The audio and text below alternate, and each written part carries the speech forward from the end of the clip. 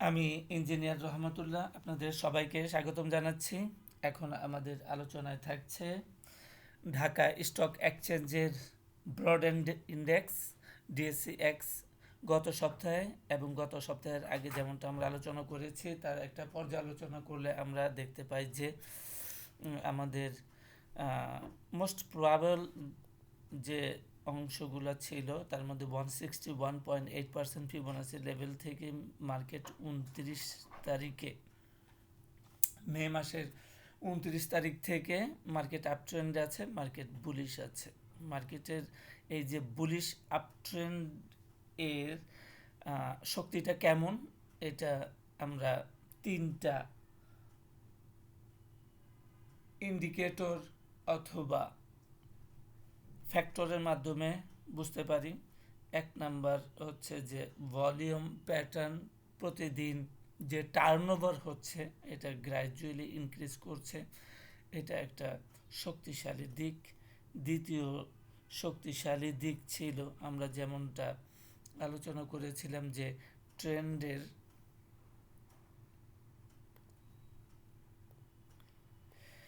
ট্রেন্ডের কতটুকু শক্তি আছে, ট্রেন্ড খারাপভাবে উঠে যাচ্ছে, সেক্ষেত্রে আমরা দেখেছিলাম যে আমাদের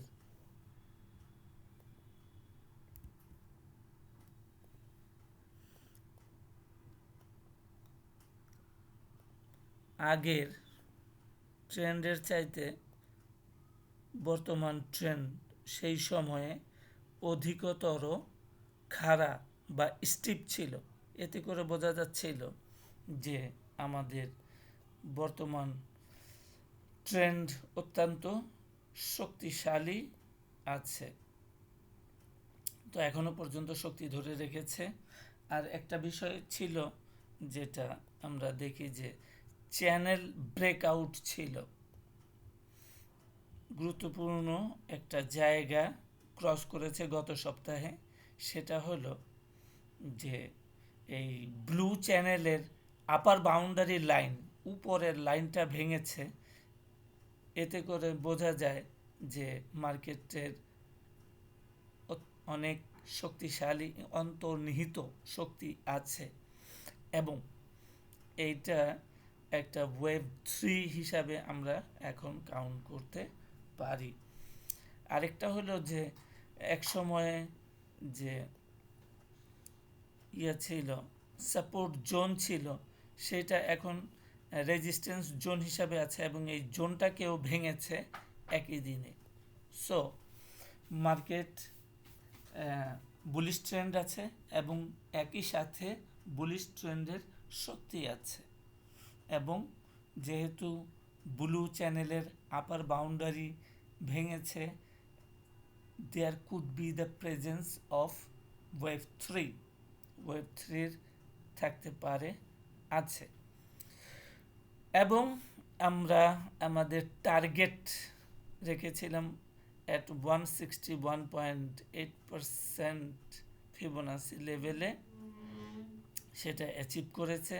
এটা একটা জেনারেল কমন টার্গেট মোটিভের ক্ষেত্রে, যেহেতু আমাদের ইন্ডেক্সের শক্তি বেশি, তাহলে সে বেশি দূর যেতে পারবে।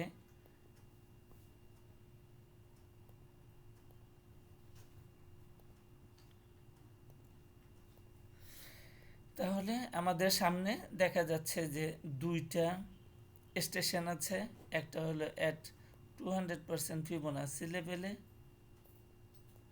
আর একটা হচ্ছে 261.8% লেভেলে। এভরিথিং হ্যাজ অ্যান এন্ড, সব কিছুর শেষ আছে। এই যে আপ ট্রেন্ড চলমান আছে, এই আপ ট্রেন্ডেরও শেষ আছে। এই আপ ট্রেন্ডের শেষ 200% এবং 261.8% ফিবোনাসি লেভেল, যেটা আছে বর্তমানে 5112 থেকে 5250 অ্যাপ্রক্সিমেটলি। এর মাঝেই এই ট্রেন্ডের সমাপ্তি ঘটতে পারে। তো 200% 261 যেটা লাল বৃত্তাকারে আছে, এই জায়গায় আবার আমরা দেখি যে আগের একটা চূড়া বা পিক পয়েন্ট আছে। ডেইলি চার্ট লেভেলে আমরা দেখি যে 261.8% ফিবোনাসি লেভেলে এই সমস্ত জায়গায় একটা